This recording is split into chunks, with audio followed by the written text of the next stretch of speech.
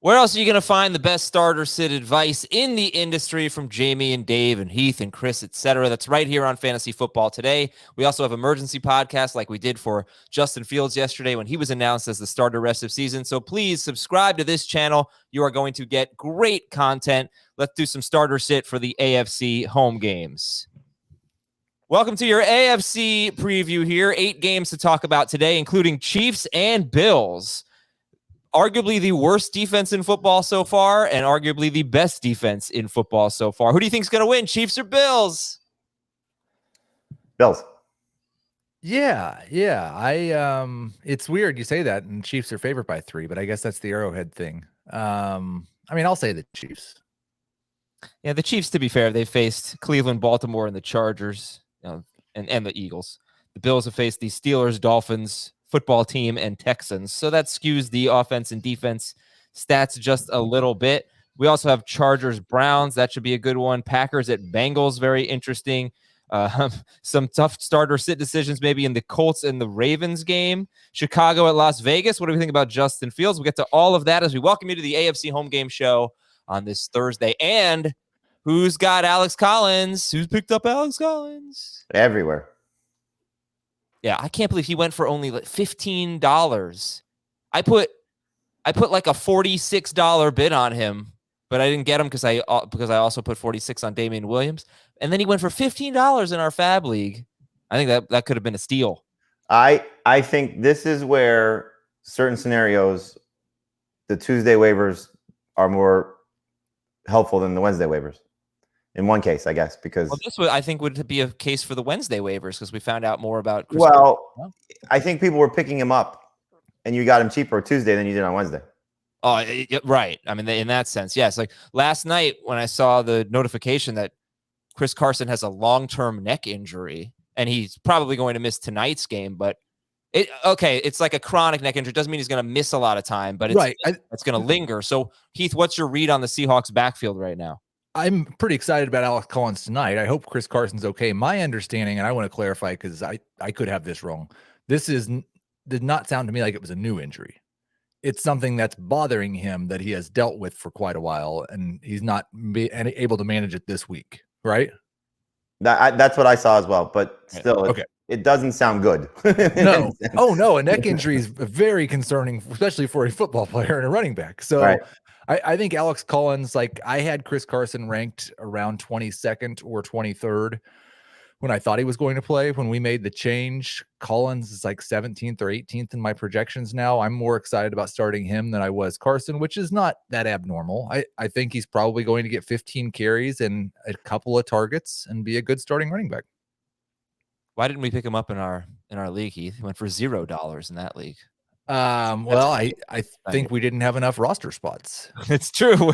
We kind of did it. But all right, Alex Collins, check the roster percentage. He's 43% rostered. He could be a starting running back. We should probably stick with this just for a bit here before we get into players we love and players we're avoiding this week. If you have Christian McCaffrey, he's trending. I wouldn't say he's trending in the right direction, but there's a possibility he could play. Well, he's definitely trending in the right direction. Yeah, okay, maybe not enough for me. I didn't want to say that because then it makes it sound like he's going to play. But what would you do? He might play. He might play, but if you have to start Alex Collins tonight or hold off on McCaffrey, I mean, totally depends on who you have. Yeah, like we had a question yesterday. It was an Ask FFT question on HQ. It was in regards to Robert Woods and AJ Brown, and then I know one of the other options was play Robert Woods tonight or wait out AJ Brown's injury situation. This is before we found his in practice. And the choices were, I there was a third, but it was Claypool and Michael Pittman. And this is like Heath and I differed on the answer. I would have played, I think you were a part of this, Adam, as well. I would play Woods personally because I think he's going to be okay. But he said he waited out because he likes Pittman. Right. But so you're saying basically if Collins or Woods here. What I'm getting at is not Collins or Woods. What I'm getting at is like to what he said. If there's somebody on your team that you like, you wait it out. If there's somebody you don't like, then you play the guy tonight. Right. So, yeah, the split. I think Jamie and I feel probably similarly about Robert Woods. It has to do with how we feel about Michael Pittman, and so that would be the same thing with your running back. If there's somebody that you feel okay starting, then I'd probably try to wait it out. All right. Would you start Alex Collins or Damian Harris this week against the Texans? I like Harris better in non-PPR, but I would play Collins in PPR. I think he catch a couple passes more than Harris. I mean, definitely going to start him over Allen Robinson. Yes. Would you start Alex Collins? Get the rankings up here. Do some wide receivers. Alex Collins or Antonio Brown against the Dolphins? Alex Collins. Yeah, I think I'm going Collins. You see Amari Cooper show up on the injury report. Probably going to play, but Cooper or Collins? Collins. Yeah, I think I've got Cooper higher in full PPR, but Collins and everything else. All right, that is your Alex Collins segment here. Who are some players we love? Jamie, kick it off. Start of the week. Leonard Fournette. I know that sounds strange to say loving Leonard Fournette, but even with Giovanni Bernard coming back, he was dominating snaps when Bernard was playing, and we typically have seen Bernard be a factor when they're chasing points. I would be very surprised if they're chasing points this week. So Fournette, I would love to see another 20 carry game for him, but I think this will be his first touchdown. He's going to score against Miami. They've already allowed 4 running backs to get over 90 total yards this season. 3 of them have gone over 100 yards rushing against them. They've allowed 5 rushing touchdowns so far. So I think this is a great setup for Fournette to finally find the end zone and hopefully have 100 total yards on top of it. Heath, who do you love? There were some people who thought that maybe I was too mean to you yesterday, so I'm just going to be nice and say, not just being nice, I believe it too, Daniel Jones. And we need to give Daniel Jones a little bit more credit. He is averaging 8.2 yards per pass attempt, more than 40 rushing yards per game, facing a Dallas defense that's much better than it was last year, but I still don't think is a one that matters or one that you need to shy away from. Going to be chasing the score against a very good Dallas offense. I have Daniel Jones projected as a top 6 quarterback. I'm going to rank him as a top 12 quarterback and love him in DFS this week. Okay, but why is this week different than the Falcons week when he the really point, only like game that point is the yeah, point exactly. is that I wrote about this. One of the most important things about fantasy is not letting things like that affect your decision making. The fact that he had a bad game because he did not have any touchdowns, he had in that game 305 total yards. Yeah. If he does that again, he's going to have a good fantasy day. He just didn't happen to have any touchdowns in that game. The fact that he was good against the Saints a week later, the fact that he was good against the Broncos and decent against the Washington football team, like just don't let that affect you. Hopefully that holds his DFS roster rate down. He is he's the anti-Ben Roethlisberger. Better on the road than home. Well, I just think that it's the red zone that kills me with Daniel Jones. What's their red zone percentage? 33% they've scored a touchdown. That's the lowest in the NFL. And you think about the touchdowns he scored against the Saints, long pass to John Ross, long pass to Saquon Barkley. And that is what ultimately led him to a bad day against the Falcons. So you say he didn't score the touchdowns. That's the problem with Daniel Jones.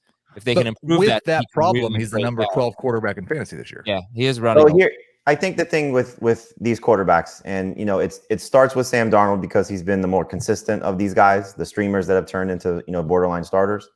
How many people are starting them over the guys that they drafted? Tannehill, it's easy, right? Because if he doesn't have his receivers, that's an easy pivot. But who else? Lawrence, maybe in a 14. Like I drafted Lawrence as a starter in a 14-team league. I'm starting Sam Darnold now. That's easy for me. Mm-hmm. But which of the guys we can rank it however we want to. We can tell people whatever we want to. Who's actually doing it? Yeah, the Burrow? I think Burrow is my Daniel Jones this week. He's my DFS guy. But who do you guys like, Burrow or Jones? Like I think what he said is accurate. These are more DFS plays for one quarterback, 12-team leagues. These are not necessarily starting options. Like we could tell you, Daniel Jones is gonna be better than. Might be Aaron Rodgers. Might be I think like one that stood out for me for Dave. He's got Darnold over Lamar Jackson. You can tell people that, but how many people are going to actually put into practice? Okay, but who do you like better, Daniel Jones or Burrow? Jones. I like Burrow better this week, but it's close. Okay. All right, let's go to players we're avoiding. Heath, why don't you start? Makes me really sad to say this, but Allen Robinson, I had to finagle the projections to get Allen Robinson into my top 48 rankings because he wasn't there when I initially did it. I don't know. I don't think it's going to be this bad all year, but right now, Darnell Mooney is playing more snaps, getting more targets, and producing more than Allen Robinson. And there is a little bit of Mooney kind of fits with the thing we've seen Justin Fields do well so far, and that is going down the field. Fields is going to do that. Andy Dalton did not do that. I think it's still going to be a low volume pass attack for the Bears, and a low volume attack where there's not as many short area throws is just a really bad situation for Allen Robinson.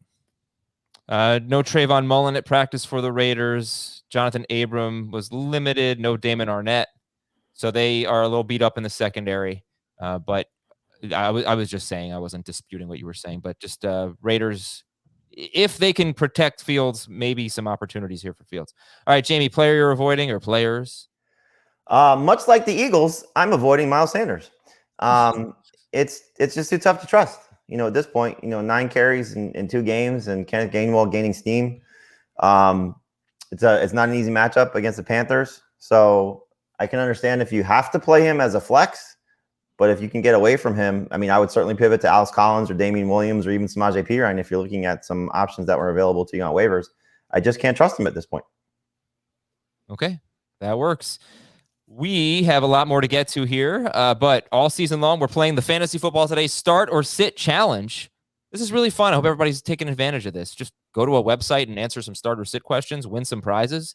CBSSports.com/start-sit to play. Each week, answer 10 start-sit questions to win a customized Trophy Smack Championship belt with your name engraved. And the overall winner for the season wins $1,000 and a guest appearance on the podcast. One question this week is Allen Robinson versus Courtland Sutton in half PPR. Who would you guys vote for here? Who would you start? Allen Robinson or Courtland Sutton, half PPR? Robinson still for me. Over under 15 total fantasy points from these two. I have Robinson one spot higher than Courtland Sutton, so they're both in the 40s for me. All right. CBSSports.com/start-sit to play. Let's talk about some key players that we won't get to for another hour. Brandin Cooks against New England, start or sit? Revenge game. Start. You're probably starting him. You might have a situation where you have 3 better wide receivers. He's a low end number 2 for me, but the volume's just too good. Oh, but Davis Mills, he is not a professional. You know what Davis Mills does? He throws to Brandin Cooks. He also throws to probably the Patriots. By the way, Heath, you're way too low on the Patriots DST. You got him 4th. You got him 4th.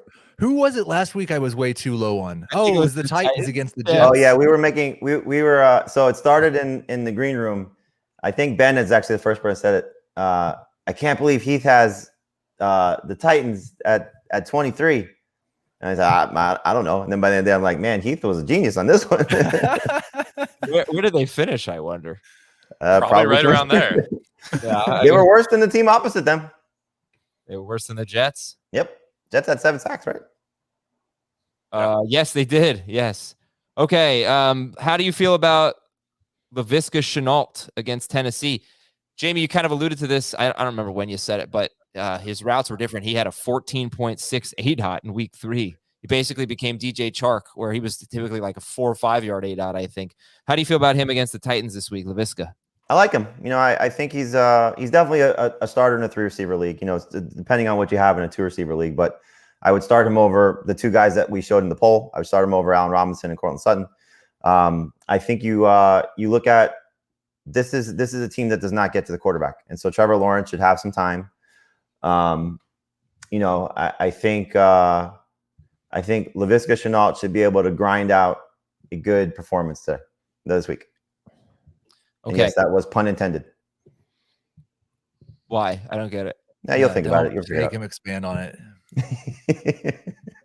just everybody else can tweet you and say, I can't believe you didn't get it. Oh, okay. I could come up with someone that's like so much worse than that, but I obviously won't do that. Well, you saw how the Jaguars broke down their team practice yesterday, right? No. Grind on 3. They did not. Yes, they did. Oh my God, that's terrible. I hope they say that every practice. I hope they do too. Oh, so Jamie, what did the Grim Reaper say when he went into the shoe store? What did the Grim Reaper say when he went into the shoe store? I Heath, don't you know. can participate too. I'm here for your souls. Nice. Yeah. Halloween dad humor. There you go. Heath, the Jaguars in the same game with Shenault, the grind game. The Jaguars have allowed 100 yards to 5 wide receivers so far. Do you like any Tennessee receivers? Now Brown might be playing, but if Brown and Julio don't play, would you gamble on any of them? Like is too strong of a word, but Josh Reynolds would be the guy I would be most interested in. He was the guy who we actually had heard of coming into the season. No, that's not fair to everybody else, but like an NFL wide receiver. You've heard of Chester Rodgers. And he had I think he had a team leading 9 targets last week. So Josh Reynolds would be the guy for me, but really more as a DFS play or a touchdown or bust flex probably. And the other guy I was going to ask you about that we already talked about is Courtland Sutton. So what is he, a number 4 wide receiver this week at Pittsburgh? Mm-hmm. Would that change if Teddy Bridgewater were able to play?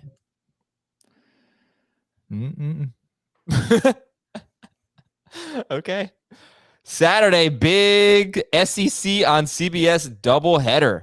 Beginning at 3:30 Eastern with a top 20 matchup between number 2 Georgia and 18th ranked Auburn. Then at 8, a huge test for number 1 Alabama as they head to College Station to take on Texas A&M in primetime. The day begins with the Mercedes-Benz drive to Atlanta at 2:30 Eastern, followed by State Farm College Football Today leading up to kickoff. That is Saturday afternoon and night.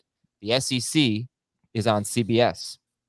So news and notes, I hope you heard the bonus pod that we did yesterday. Justin Fields is the starter rest of season. When we recorded that, he was 59% rostered. Let's take a quick check at the roster percentage for Justin Fields. Anyone want to guess? 59 yesterday. It is what now? 61. 58. 58. He is down. I don't understand that. All right. So people are cautious here. I did note to Heath that each of his next 3 opponents, as of right now, are missing at least 2 players in the secondary. Vegas, Packers, and Bucks. But I think we said enough about it yesterday. And I think this is more about trusting the coaches as opposed to trusting him. Like, let him play free. Yeah, I think I did mention this. Kyler Murray in his first 2 starts had 17 total rushing yards, and then he had 69 in his 3rd game. So, you know, like Justin Fields, I think has 19 total. He's 21 total rushing yards in 2 games. It could come. Don't be shocked. All right, Chris Carson game time decision. We already talked about that. Carolina is acquiring or already has acquired cornerback Stephon Gilmore from the Patriots. Hey, Gilmore. And he could be back in week 7, I believe. I love that the Panthers are going for it. Yeah. They're not going to win a Super Bowl unless some things really break right. But, you know, you're seeing the offense look the way that it is. It's a very young defense that's playing well. They've now acquired 2 corners to help replace J.C. Horn. And give them credit. They haven't spent much to do it. And Christian McCaffrey could be a game time decision on Sunday against the Eagles. Detroit center Frank Ragnow is on IR with a toe injury. Their next 3 opponents are Minnesota, Cincinnati, and the Rams. Then they have the Eagles, then a bye. So this is now 2 key offensive linemen. When I talked about this with Dave on FFT and 5, he thought this was a big deal. Do you guys think that this is a big deal? Detroit starting center Frank Ragnow, a very good center, on IR, at least 3 games with a toe injury. Yeah. I mean, you know, you never want to lose a key offensive lineman ever. And this is a team that, you know, doesn't have a lot of success, you know, with their offense. So, you know, losing key players is not going to be a good thing. So you got to hope that, you know, DeAndre Swift and Jamal Williams benefit with some short area passes because of Jared Goff getting the ball out of his hands, hopefully TJ Hawkinson as well. But you never want to lose one of the better offensive linemen in the league and certainly one of the better players on your team. I speculated yesterday on FFT that this would be worse for Jamal Williams than it would be for DeAndre Swift. Pete Prisco seemed to agree with that, but it's speculation, and it might just be wishful thinking on my part because DeAndre Swift. Forever. He could carve his name in a tree. DeAndre Swift, with this injury news, rest of season, DeAndre Swift. God, I am having the worst hair day. Holy cow. I got to get this thing cut. DeAndre Swift or come on, Schrager, get out of here with this zoom in. Antonio Gibson, rest of season. I'll take Gibson. Swift and PPR, Gibson and none. I legitimately look like I have a toupee on today. It's very strange. Will Fuller on IR with a finger injury. So would you wear one if you lost your hair? I honestly don't think that's going to be a problem, but I can't say. I don't know. No, I don't think so. Dalvin Cook missed practice. Do we think he's going to play, Dalvin Cook? Yeah. They seem to indicate yes, but we've seen this before, so just don't drop Alexander Madison yet. Gronk missed practice. Carlton Davis and Antoine Winfield missed practice. 2 Bucks defensive backs.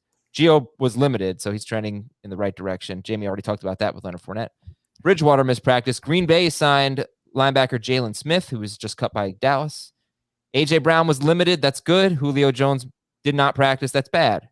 Jerry Jeudy, good news on him. He could miss the minimum 6 weeks. Not the minimum. I mean, that the minimum would be 3 weeks, but they said, that was kind of the lowest timeline. 6 weeks for Jeudy. He could be back fairly soon. T. Higgins practiced. You guys have not ranked Higgins yet. Maybe waiting for one more practice for him, or usually wait till they're full. Okay. So like after dinner.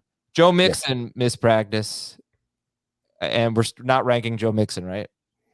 No, and you have to wonder if Zach Taylor was being truthful or if the initial report was more accurate. Taylor said day to day. The tweet from Schefter, initial report from Schefter initially was week to week. So we'll see who's lying. Fooled you. Two key defensive players for the Bears missed practice. Khalil Mack and Akeem Hicks. Hicks only played 1 snap last week, so this would basically be the second straight game that he misses. He's a key defensive tackle in their run defense. And TJ Hawkinson missed practice. I think we think he's going to play as of right now. Time for another Halloween football name for this glorious month of October. We had DeMarcus Werewolf yesterday. Let's add Robbie Gould. Robbie Gould. Halloween football name. 60-second rankings disputes. Start with Aaron Rodgers. Okay, let me refresh the rankings, make sure I've got them all, that they're accurate. But as of yesterday, it was Aaron Rodgers 9th for Jamie, 14th for Heath, and Dave was somewhere in the middle. Dave had him 8th. All right, Jamie's dropped him down to 12th. And so we don't really have much of a dispute here. Again, I think what Jamie said earlier, everybody's probably still going to start him.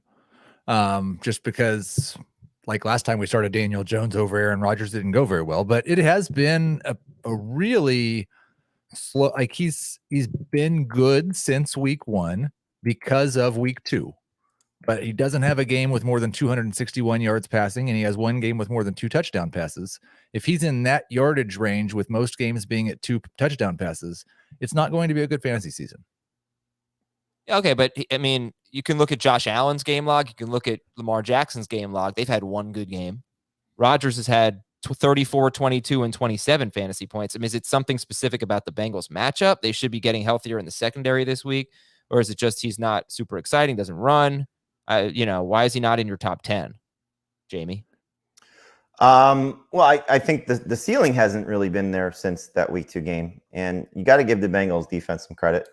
The reason I still have him as a top 12 guy is because I think this game has the chance to get, as Pete Prisco would say, loose. So I wouldn't be surprised if both of these offenses, go toe to toe. Okay. There's really nobody ahead of him. Sorry, just final thought that you drafted necessarily too far behind him, except Kirk Cousins.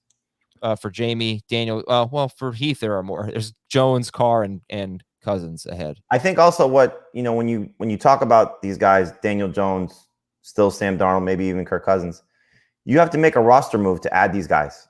And so you have to weigh the pros and cons of how they're going to perform versus dropping somebody on your team that you may still want to stash. So, if you feel like that strongly about Daniel Jones over Rodgers, like, I don't know, Heath, if you would actually do this, like if there's a player that you've been carrying that you think has some still long-term potential, would you actually make that switch for maybe 1 or 2 points? So I'm sure your projections is probably 1 or 2 points. I can't imagine it's a huge difference. So would you make that type of transaction to go with the slight edge at the quarterback position? Yeah, it's 3 points because I've got Jones projected quite a bit higher than ranked, but it would totally have to be a situation where there was someone on my bench that I didn't think somebody was going to pick up this week. Okay. And there are some guys like that on my bench on a lot of teams. I've got, like, especially in leagues where everybody's on waivers all the time. a lot of times you miss on waivers and you thought you were going to drop somebody and you don't end up dropping somebody till next week. So yeah, it's true. Okay, let's get back to the 60-second part of this debate. That's my bad here. Latavius Murray, much higher for Jamie. Number what? Changing him? No, I'm not changing him. I don't like. I'm sorry. This is It's my okay. It's okay. Yeah. It's not nothing against you. But yeah, so Latavius Murray, Jamie's got him as a number 2 running back. Heath has him 36th in non-PPR, 42nd in full PPR. And in full PPR, Jamie has Latavius Murray 27th. He's lowered in non-PPR too. Hit refresh. Oh, damn it. All right, so where do you have Latavius Murray? Flex, closer to 30. You're still higher on him, so just make a quick case. It's touchdowns. I mean, they're a touchdown favorite at home, and so as long as he's still their lead running back, I don't think he's going to have a huge game in terms of he's not going for 100 and a touchdown. But if they're going to use one of their backs, just based on what the latest game showed us, I would anticipate him being north of 15 carries and have a chance to score. I think I'd probably have him a little bit higher if this game wasn't on. I'd just force him higher if this game wasn't the Monday night game. But I'm really terrified that Tyson Williams is just active on Monday night. He's got 1 game this season with more than 10 carries, 0 games with 60 rushing yards, and 0 targets. Yeah. Yep. Okay, that's Latavius Murray. Michael Pittman. Are we disagreeing on this guy? Like, please? Yes. Okay, wait, hold on. I forgot. I got to get the music. Michael, oh, come on, Mixer. You suck. Michael Pittman. Heath, you've got him top 26 and Jamie in the 40s on Pittman. Go ahead, Heath. Monday night at Baltimore. Yeah, I just think that for me, it's the volume. He's got 32 targets over his last 3 games. His best game of the season actually came against the Rams when he scored 20.3 fantasy points. He has at least 11.9 in each of his last 3 games. And I like the reason he doesn't rank higher in terms of fantasy production for the season is because he has not scored a touchdown yet this year. I'm almost always at this point in the year higher on the guys with 0 touchdowns. Jamie, Pittman. Henry Ruggs, 6 PPR points. Tyreek Hill, 4 PPR points. Courtland Sutton, 7 PPR points. Those are the number 1 receivers the Ravens have faced so far this season, and this is what they're going to do to Michael Pittman also. Khalif Raymond at 12, I think. He's not the number 1 guy. That was Quentin Cephas at the time. No wide receiver has scored more than 14 PPR fantasy points against Baltimore. Yeah, I mean, this is the guy they take away. It's going to be a rough game for him. But 6 wide receivers have scored 12 PPR fantasy points against them. Yeah, but that's not going to get him into the top 26. Be really close. 12 to 14? I guess it could be close. Sure. Yeah, I'll take the under. Jared Cook. Is this a dispute? Jamie's got him 15th. Heath has him 8th. Jared Cook against Cleveland. Yeah, I've mostly just bought into Jared Cook as a starting tight end for now. And Jamie, not so much. No, I think it's like what I said about the quarterbacks. If you don't want to make a transaction to pick up Dawson Knox Dalton Schultz or Dawson Knox, if they're still available, I would start Cameron Brate over him just with his matchup versus Cook's matchup. Yes, he's had some bad luck. Clearly, he should have had a touchdown in week 2, and then it's probably 3 decent games as opposed to just 2. But this is still a position where you need to score touchdowns. He has 1, and I think this is a game where, based on the opponent, the receivers get back going as opposed to Cook leading the way. Well, also Cleveland, it's hard to say. I mean, they gave up a ton of points to Kansas City, but since then they've been, one of the best defenses. Would you like the numbers on what they've given up the last 3 weeks? Yeah, I mean, sure, but it was Houston and Chicago, but then they go to Minnesota. They give up 7 points. Very impressive. But yeah. So Travis Kelce destroyed them in week 1. And since then, it's 7 catches for 49 yards to 3 teams. For tight ends. Yeah, but right, but it's grain of salt, right? It's Houston, Chicago. Sure. I wouldn't be surprised if that's Jared Cook's stat line, though. So yeah. All right. We'll take a quick break. When we come back, the marquee game of the week, Buffalo at Kansas City. It's not just a high-profile game. It's also one with a lot of interesting start or sit decisions. How do you approach the Buffalo wide receivers other than Stephon Diggs, Clyde Edwards-Helaire, Zach Moss? Are they starts? Are they sits? Are they flexes? What is it? We will tell you when we come back on Fantasy Football Today. All right, Buffalo at Kansas City. Chiefs are 3-point favorites, you said, Heath? Yes, last I saw, yes. It's moved back and forth between 2 and 3. It's weird. I mean, Buffalo's been such a more complete team this year, but it's hard to pick against Kansas City in Arrowhead. So the stats, basically, I mentioned it. The Kansas City defense, second most points allowed, second most yards per play. Bills, fewest yards per play in the NFL on defense. They've given up the fewest points in the NFL. They have faced pretty crummy offenses for the most part. At no hesitation with the quarterbacks here. Josh Allen was not great. Well, he scored 29 fantasy points in the playoffs. He had 88 rushing yards, but 18 fantasy. Whatever. No hesitation with the quarterback. Right? No, he's the number one quarterback for me this week. Okay. The running backs are more interesting. Zach Moss or Clyde Edwards-Helaire? Who would you rather start? Moss. Moss, I think, one spot higher. Okay. How come? Tougher opponent for Edwards-Helaire. Moss has shown you that he's their short yardage guy, and he's probably their passing downs guy at this point too.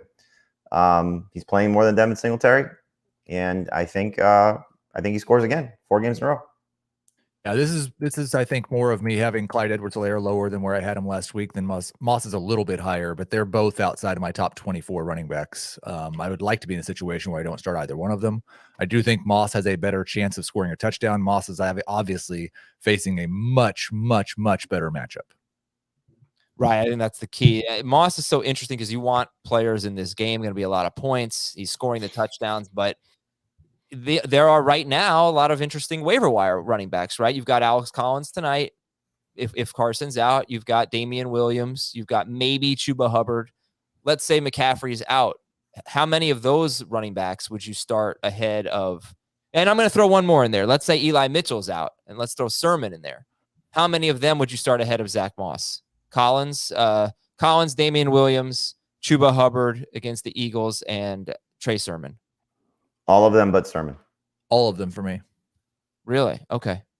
So definitely Collins if he starts over Moss, and that means over Clyde as well. 6 running backs. Well, let's see. 4 running backs have scored 16 or more PPR fantasy points against the Chiefs, and a running back has gained 89 or more total yards in all 4 games, and that includes Kenneth Gainwell, but also Nick Chubb, Kareem Hunt, and Austin Eckler. They've faced some very tough opponents.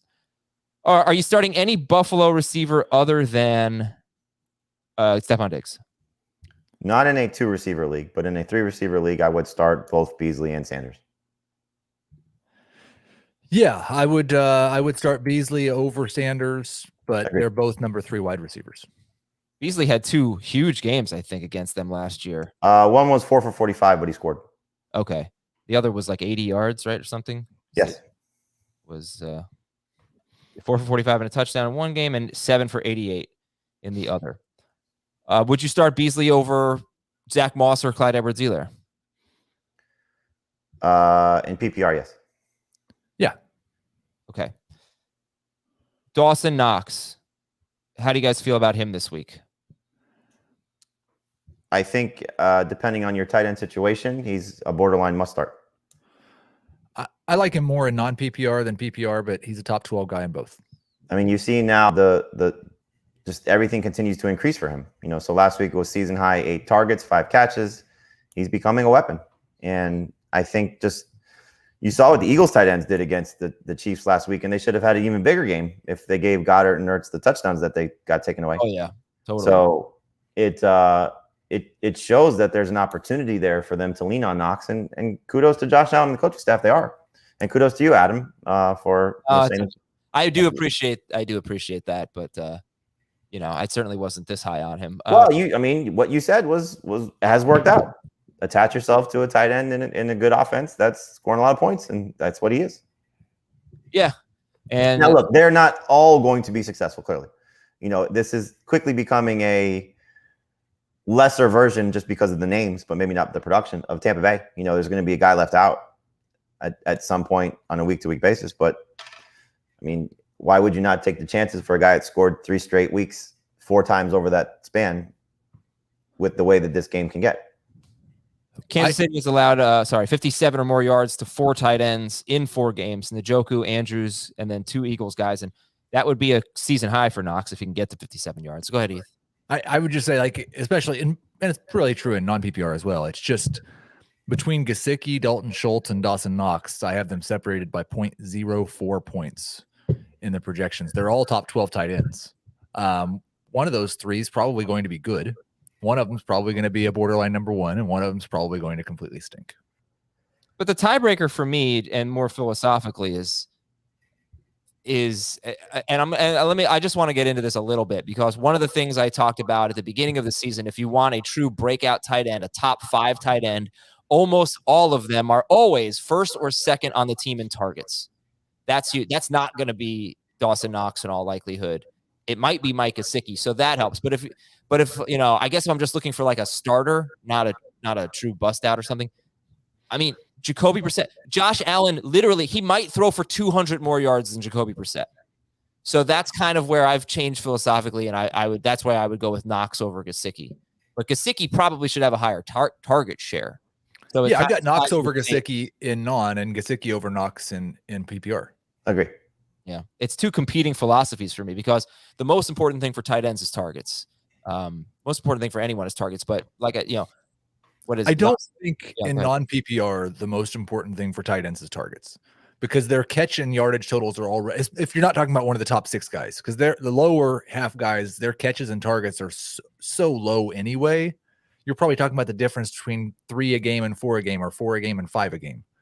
Mm-hmm. I don't think Dawson Knox's 8 targets last week are an indication that he's going to get 7 to 8 targets on a weekly basis. If so, he's going to be a top 6 or 7 tight end. The interesting thing I think that fantasy managers are going to start to have to decide, and it's Knox and Schultz, I guess, at this point, is because we're already getting these questions about Kyle Pitts. Do I start Knox over Pitts? Do I start Schultz over Pitts? And it's at least for me, it's hard to say no to Schultz, but it's getting hard to say no with Knox if there's another good game here. At what point do we get to that with Kittle in non-PPR? Yeah,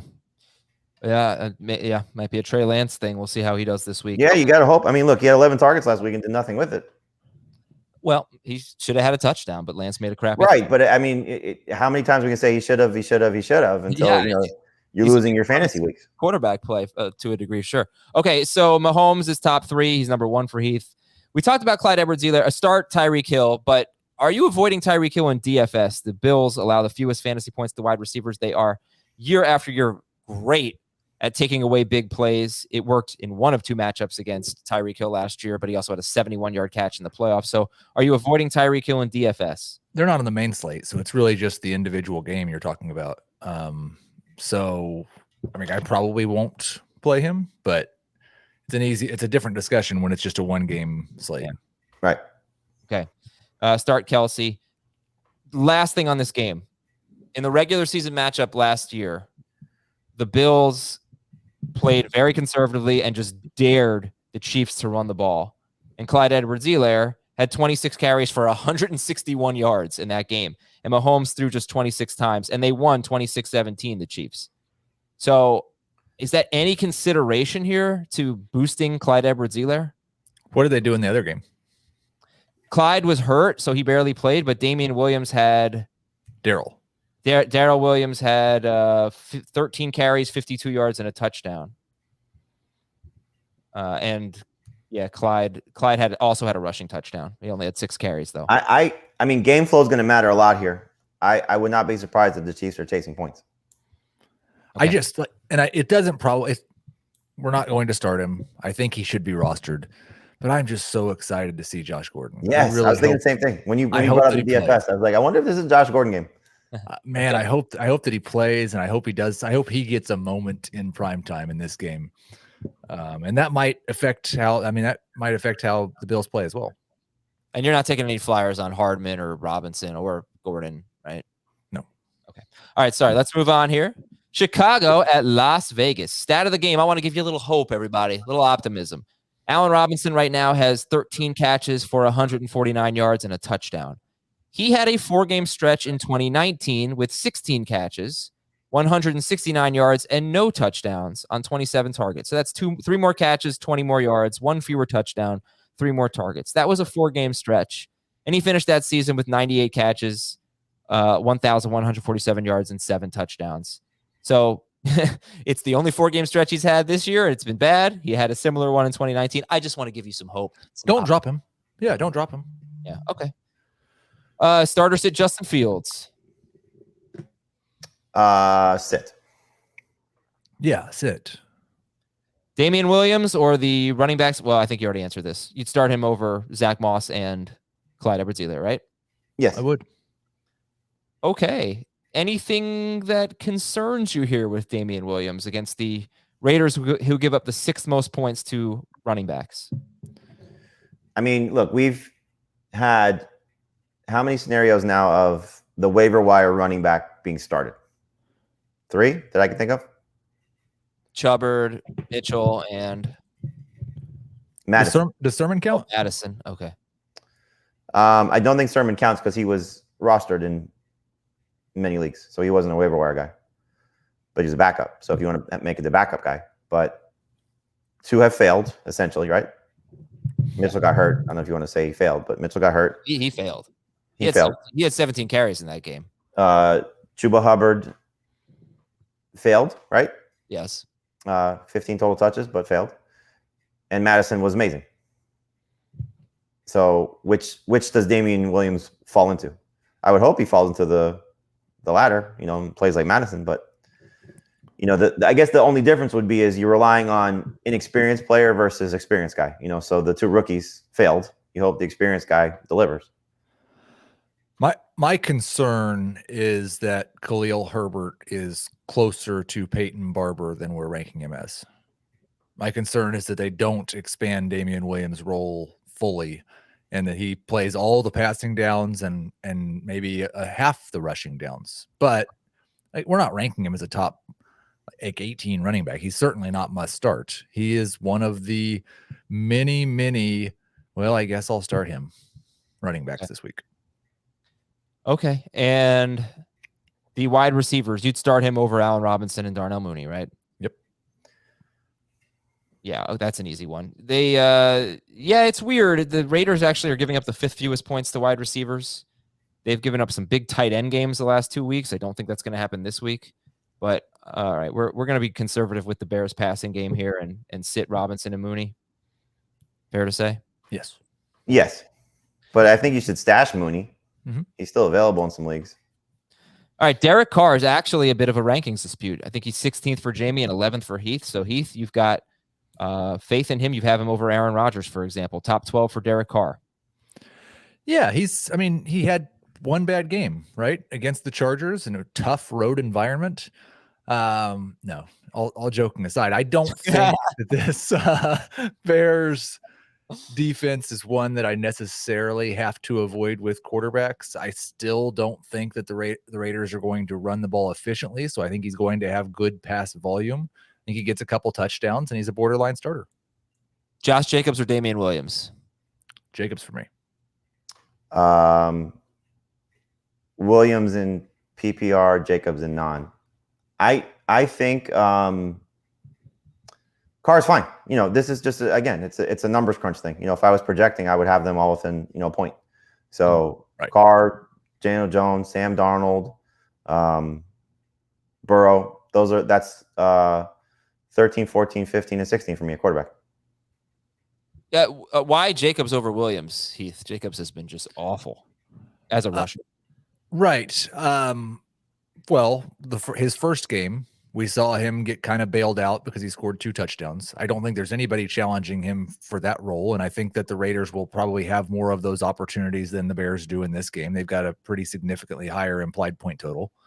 And then the last game we saw with Kenyon Drake in the doghouse and Peyton Barber hurt that he was heavily involved in the passing game and caught 5 passes. So I don't really think Josh Jacobs is going to share as much in this. I don't project that Josh Jacobs is going to share as much in this game as we were projecting at the beginning of the season, because they are not treating Kenyon Drake right now like the guy they paid him $11 million. They don't seem to be pleased with him.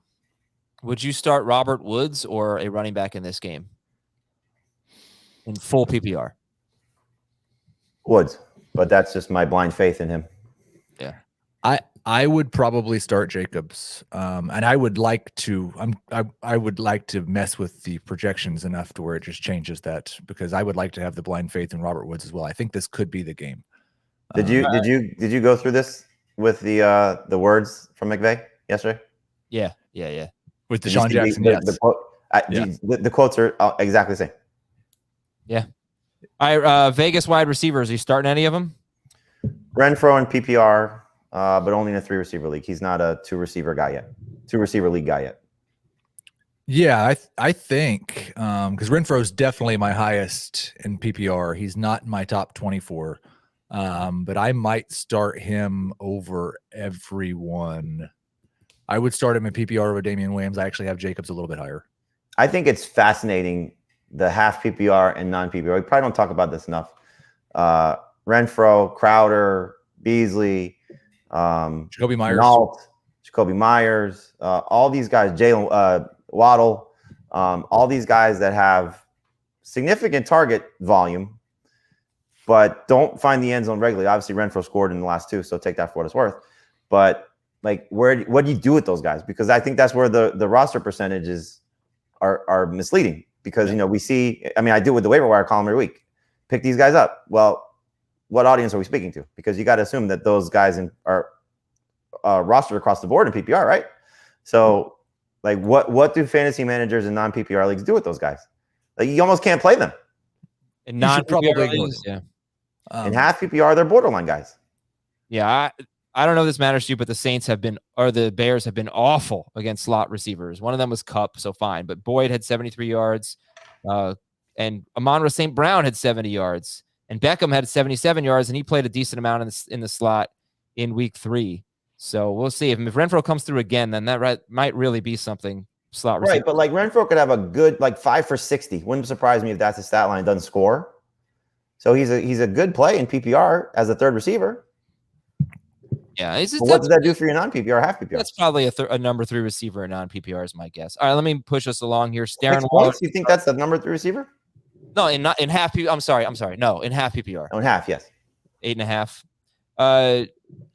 Yeah, start Darren Waller, and Jamie likes the Raiders DST. Heath does not. Jamie has them 8th, I believe, and Heath 23rd. Green Bay at Cincinnati. All right, here's a trend to watch in this game. Packers were terrible in week 1. Throw out week 1. This is what they do. They've been very good in time of possession, going at least in 2 of the last 3. And they've won time of possession in all 3 of their wins, but 33 minutes and 25 seconds in one game, 34-41. And I have said on Monday's show, it's hard to find time of possession stats for like a full season. But according to teamrankings.com, which I found to be a somewhat unreliable site, Green Bay led the NFL in time of possession last year, excluding overtime.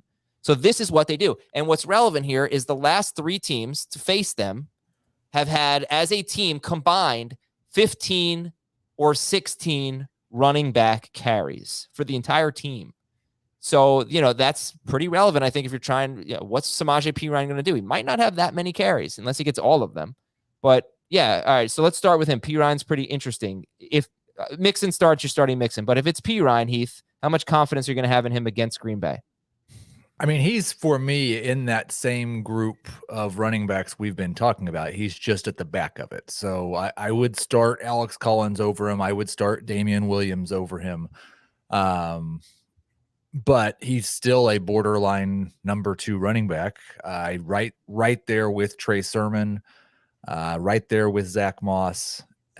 I would hope that I had 2 running backs better to start than him, but I might not. Okay. And for the rest of the Bengals, so how much does T. Higgins matter for Burrow? Is he going to be the same in the rankings with or without Higgins? Probably for me. Yeah, it's kind of a weird thing because we're not ranking Higgins, but I'm ranking Burrow as if Higgins is playing. Okay. So Jamie has him 14th and he has him 20th. The last 3 in the Packers wins, right? The last 3 games they played, every quarterback's thrown 36 to 40 passes. So I'm hoping, Packers score some points and force Burrow to throw, because I don't think he's thrown 32 times as his maximum. Yeah, and no Alexander. That's big. Yeah, right. And no Jair Alexander. And despite not throwing more than 32 passes, Heath, Burrow scored 22 or more points in 3 games out of 4. So I see potential here. What about you? Well, there is potential. I think the problem is, and it goes with the stat you gave about time of possession. And the Bengals have been pretty much the exact opposite. They've been one of the slowest teams in terms of the number of plays they're running. I believe they're below 55 plays per game, which the average is like 62 or 63 this year. There's a real concern, especially with what the Packers did with A.J. Dillon last week. If they just run A.J. Dillon and Aaron Jones 30, 35 times, the Bengals may not have the ball enough. Well, I mean, Adam just told you, though, that the opposing quarterbacks in Packers wins have still thrown the ball 36 times. Well, I assume that they don't have the same run pass split that the Bengals have had this year. But they also just lost their starting running back potentially too. So I don't think they're going to line up Samaje Perine and say, "Hey, go win the game for us," with the way Burrow played last week too. So right. I think the thing that's encouraging for Burrow is you just saw them in a game against the Jaguars where they were trailing 14-0 at the half at home. I'm going to guess they're probably trailing. Logically speaking, they're probably trailing against the Packers, knowing how the Packers are going to most likely play. And so if it's, more of a no running game, more on Burrow's plate, it might have been Next Gen Stats. I'm not sure who posted it last week about what Joe Burrow did in empty sets last week, that he was just phenomenal. And that was with Uzomah and not T. Higgins. Now imagine them going empty with those receivers and maybe Uzomah also. I mean, there's a chance that Burrow can be a top 5 quarterback this week. Wouldn't surprise me. And again, this is probably just me getting stuck on what has happened. But even the games where he's been behind, the game they lost to the Bears, the game they were down 14-0, he threw 30 and 32 passes. But that was with Mixon, though. And in the game against the Bears, he had 20. Mixon had 20 carries. I don't think Samaje Perine's getting 20 carries. I also think this is the best run defense that they have faced. 100%. The Packers have just been really good against the run. Maybe the Steelers. Yeah, maybe. The Packers are up there. You're right. It's close. All right. So anyway, that's mixed. That's Burrow. Differing opinions there. Jamar Chase, Tyler Boyd, T. Higgins. Break it down for me, Jamie. How do we approach these 3? I'll ride the hot hand. Chase is easy, the number one. In terms of the other 2 guys, Boyd over Higgins in non-PPR. Boyd over Higgins in PPR. Higgins over Boyd in non-PPR. Yeah, I don't know. Like, do we even start Boyd if Higgins plays? Because he had one good game, one terrible game with Higgins. In PPR, yes, because again, I think you're going to see this. This is Burrow's game to win. If you are counting on the Bengals to be competitive and to win this game, this is not Samaje Perine saving the Bengals. This is Joe Burrow winning the game for them or keeping them competitive. All right, so as a result, they're going to have to throw, and I think all 3 receivers. This is what you wanted to see. This is the game you wanted to see from Joe Burrow. This is going to be probably 32 to 35 attempts, and the focus of targets going to those 3 guys. Let me wrap this. And now Alexander's gone again. Right. Let me wrap this game up with this. If Higgins plays, I think hopefully he will. Higgins and Boyd compared to Damian Williams, to Alex Collins, to obviously you have to start Collins over Higgins, but to Damian Williams, to Samaje Perine, would you start the wide receivers or the running backs? In non-PPR, I would start Collins and probably Williams over both of those guys. In PPR, I'll start the receivers. I'd probably do the same. I do think the receivers will probably all be number 3 wide receivers for me if Higgins plays. I don't think any of them will be in my top 20 for sure. Chase 2 or just the other 2? I would probably have all 3 of them because I don't know what Chase's target share is going to be when the other 2 are there, and he's barely done it mostly on big plays and not on targets.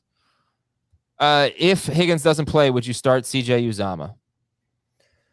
If Higgins doesn't play, would I start C.J. Uzomah? Probably not, unless it's a tight end premium league.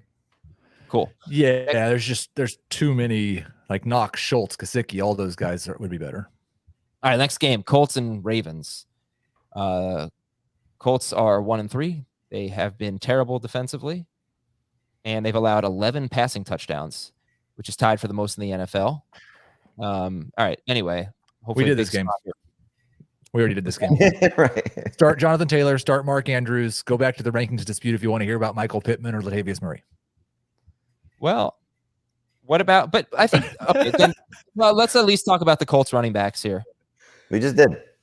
No, but Taylor's only had one game with more than 64 yards. It was against the crappy Dolphins. I mean, how confident are you in him this week? This is one of those like him, don't love him guys. I mean, you start him because you almost feel like you have to.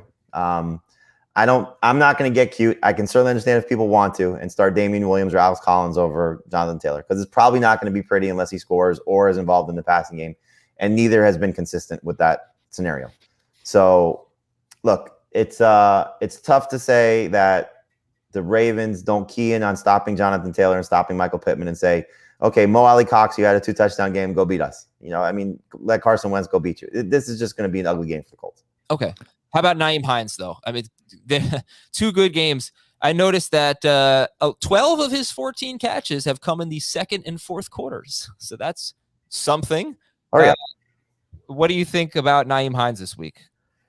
He's not a bad PPR flex. Obviously, he's going to be behind P. Ryan and all the fill-in running backs and all that. Would you start? I know Heath's answer. It's Pittman. Jamie, would you start Hines or Pittman?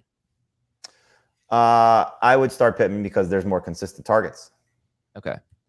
Lamar Jackson, Dave has him 12th, Jamie 5th, Heath 3rd, and I'll just say he is on pace for 4,308 passing yards and 1,116 rushing yards in 16 games. And he is shattering his previous 16-game paces, but the touchdowns just haven't been there. So that's why we keep saying buy low on Lamar Jackson. Latavius Murray. Lamar Jackson's week. I think this could be just like a 40-point game, I mean, yep. Latavius Murray is already discussed. And yeah. Okay. Marquise Brown, last one.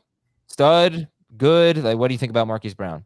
He's played 3 Monday Night Football games in his career and has 4 touchdowns. Ooh, nice stat of the game. I mean, it is Hollywood. Yeah. Gosh, the Colts defense has been so bad. Yeah. And imagine if he had scored against Detroit. Yeah. He'd probably be a top 5 wide receiver this year, I'm guessing. I don't know what he is right now, but he would have a touchdown in every game. Yeah. I would start him over DeAndre Hopkins this week.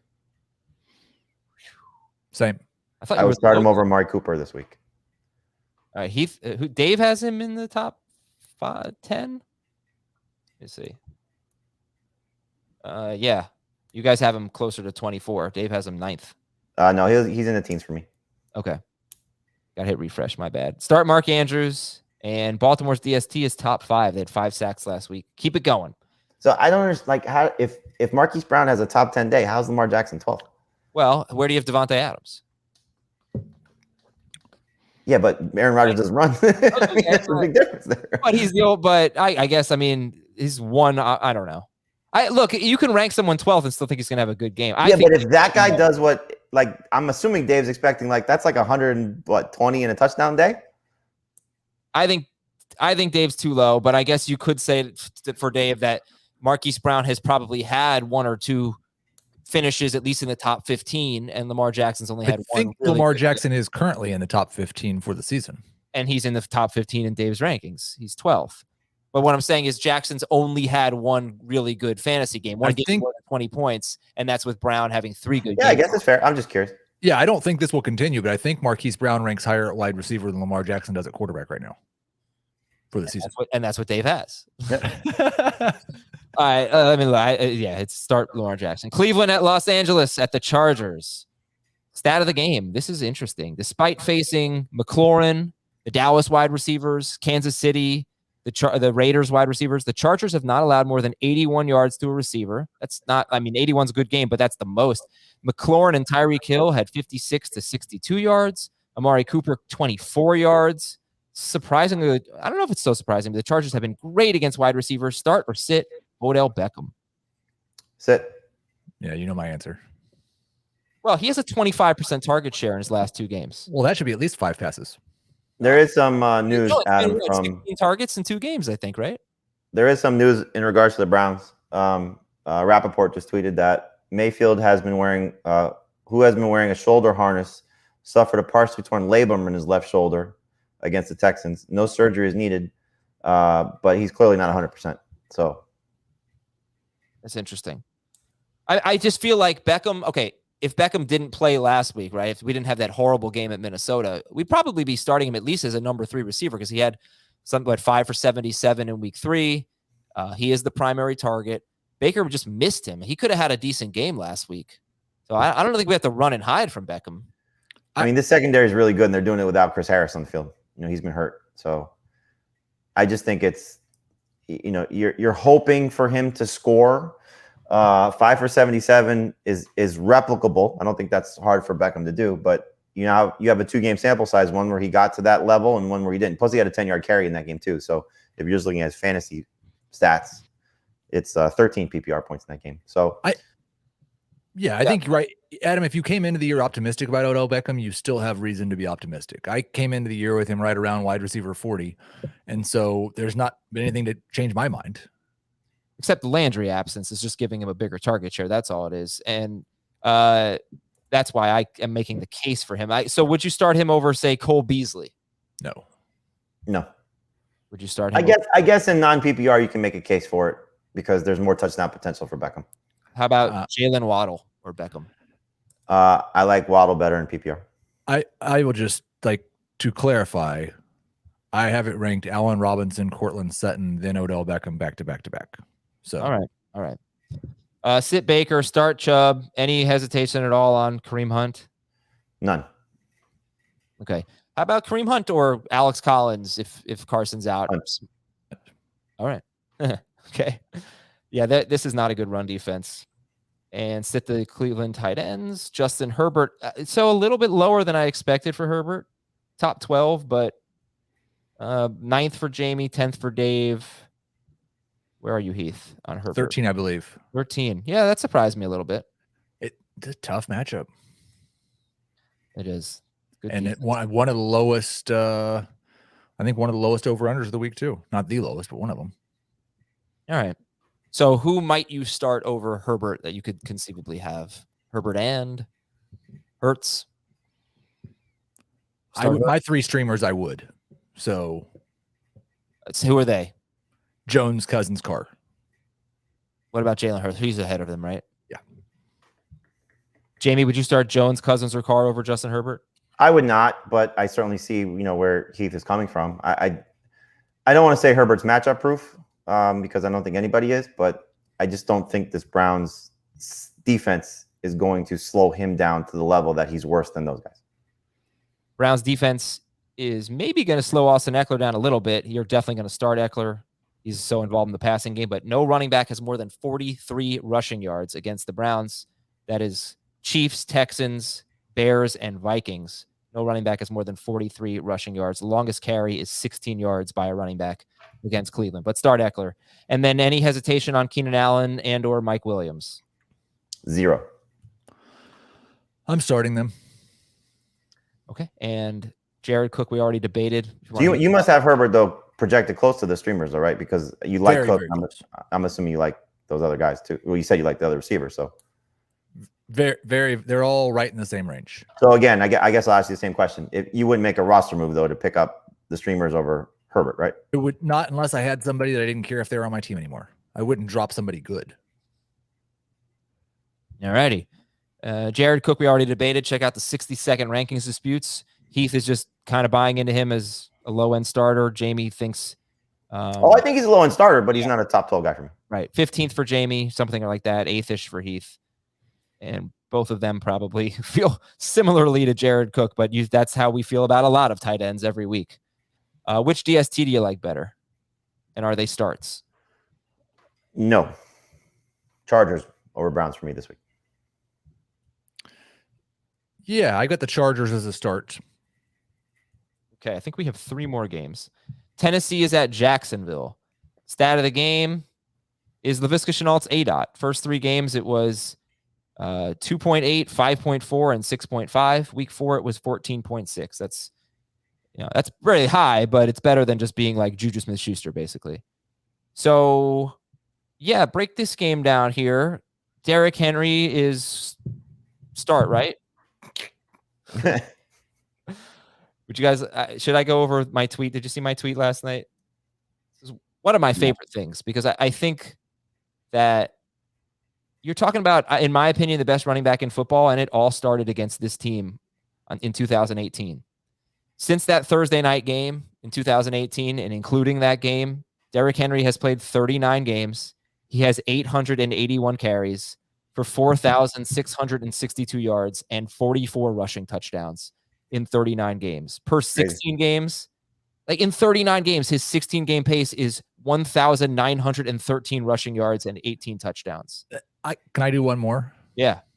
Since the start of 2019, he has 4,077 rushing yards.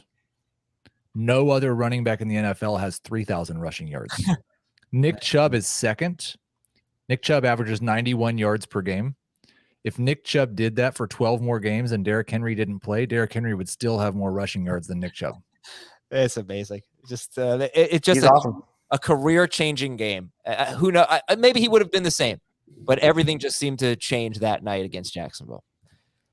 Okay, Tannehill, would you start him if A.J. Brown plays? Yes. Like over Daniel Jones and Darnold? No. All right. Yeah, probably not. Okay. Your favorite wide receiver would be Josh Reynolds, Heath said earlier. Any interest at all in Anthony Ferkser? No. Mm-mm. Trevor Lawrence, starter sit. Tennessee has just been awful. No. If you are stuck, and clearly there's a lot of streamers out there, so you probably aren't stuck, but I would not be surprised if this is similar to his week 1 outing, which was 25 points on 51 pass attempts at Houston. James Robinson is top 10 in both formats, so firing him up. It's actually been somewhat of a strength for Tennessee. They've been decent against the run. Decent. Thumbs up for James Robinson. Okay. And then which wide receiver do you like better for the Jaguars, Shenault or Jones? Still Jones, but Shenault is right behind him. I think they're both number 3s. Like they're sitting on each other's laps. Oh. How am I not getting it immediately? Why does he even I got another one in there too that you didn't catch. What'd you say? Thumbs up. No. Oh, geez, dude. Oh, wow. All right. Tennessee's DST. Don't start them, even though they're facing Jacksonville. I'll just finish up here. Would you start Marvin Jones or Odell Beckham? Jones. Would you stop asking Odell Beckham questions? Right. Well, I know we're going to get a lot of them. Marvin Jones or... All right, here's a fun one. Marvin Jones or Kadarius Toney if Shepard and Slayton are out? Jones. Jones. Okay. All right, let's talk about Denver and Pittsburgh. How many players in this game would you start over Odell Beckham? Deontay Johnson. 3 running backs. No way. No way. I would start Beckham over both Broncos running backs. Okay. In PPR, I would too. Like, yeah, the Broncos running backs are not reliable. I take it back. If Melvin Gordon's out, I'd start Javonte over him. Oh, that's a different story. Yes, of course. But if Gordon plays, they haven't been good. They haven't been reliable. Wait, are we talking about Odell Beckham right now? I mean, he's got 16 targets in 2 games. If he's going to get 8 targets, then he's going to be better, I think, than Javonte. Melvin Gordon's like the number 16 running back in fantasy right now. It is interesting though, Heath, because you're banking on targets with Michael Pittman, but you're not banking on targets with Beckham. Well, Michael Pittman's done it for 3 weeks, and Beckham's basically done it for 1. Well, he did it for 2. 7 to 9. If he's getting 7 targets a week, that's not good enough for Odell Beckham. Well, he's getting 8. Well, he had 9 and then 7. That's what I'm saying. Pittman had 12, 12, 8. That's. I think Beckham's a better player than Michael Pittman. Of course he is. I don't know. I don't have any idea. Heath doesn't think that. I don't know. Heath doesn't believe it. That's fine. I mean, it's fine to down. In terms of target share, Beckham's target share is the same as Pittman's, right? Oh, I think so. Yes. It's just that Pittman's team is going to throw more passes. Yeah, that's for sure. Right, but I guess this is a better matchup than what Pittman's facing.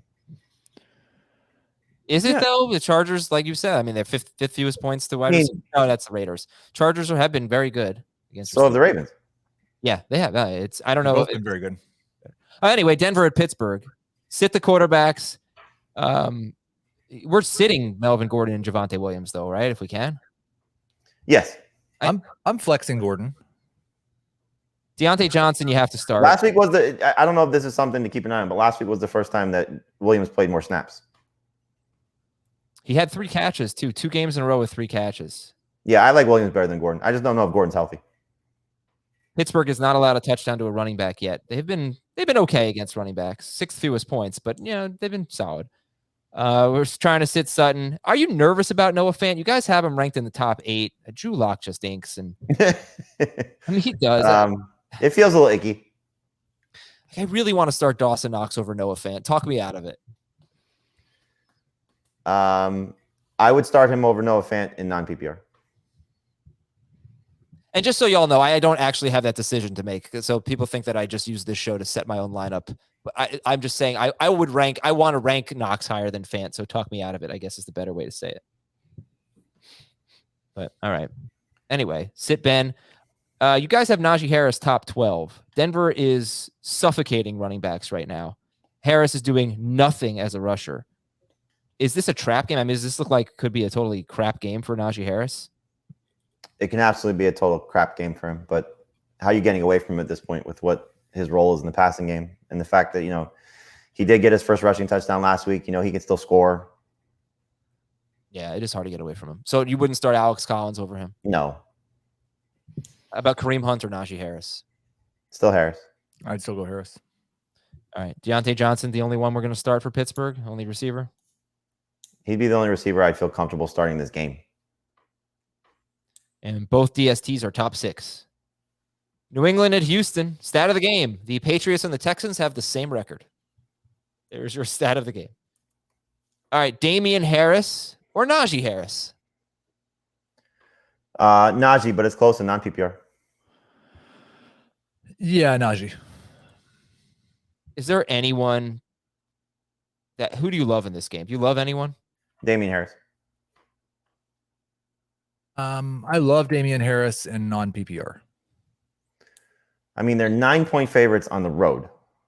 Yeah. If there's not a game script for this guy, I don't know what one is. Yeah, well, he had 16 carries for 62 yards and a touchdown in their only win. He had 23 carries in week 1. Do you have any interest in Brandon Bolden? Even in that win against the Jets, a big win. James White had 6 catches in that game.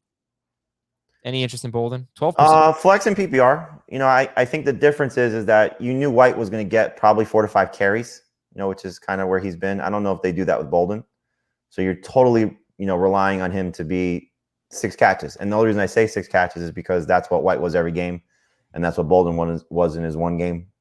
So, he's got to get to that number. But we'll see. I mean, there's always the goal line opportunity for him if he's in the game. It's just so unreliable, though, to say he's going to be a consistent factor. And if you were to tell me that the Texans are competitive in this game, I would love Jacoby Myers, but I just don't see him being competitive. Jacoby Myers or Brandin Cooks? Cooks. Jacoby Myers or Samaje Perine? Perine and non-PPR, Myers and PPR. Yeah. Start any tight ends in this game? Specifically New England's? Henry if you're desperate. Yeah. This is a good matchup. Second most fantasy points to tight ends. And that's more or less starter sit for the AFC home game. It's just such an uninspiring game because of how these two offenses have performed. It wouldn't surprise me, if now we saw Mac Jones. We know we can trust him to complete a high percentage of passes. Now let's open things up against, a bad defense. So maybe they do, but nothing that you can rely on. Cool. Again, Heath way too low on the Patriots DST. Has him 4th. It should be 1st. Jamie's got it right. Jamie's got him 1st. Good for you, Jamie. Who's first for you? I think the Ravens. Correct. I'm pretty impressed that I knew that. Yeah. Good job. All right. That's number one kicker this week? My number one what? Kicker. Who's your number one kicker? Always Justin Tucker. I don't even screw I think it's probably Justin Tucker. That's it for everyone. It's Justin Tucker. Who's your number 2 kicker, guys? Might be Tyler Bass.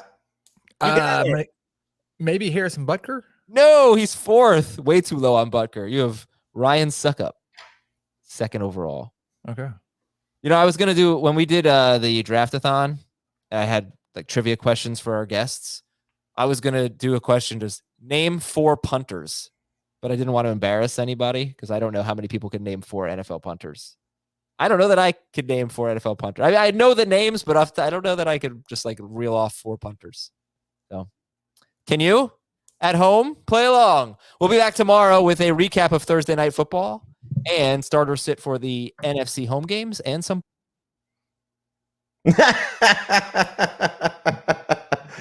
Oh, that's great. All right. Thanks for watching, everybody. Thanks for listening.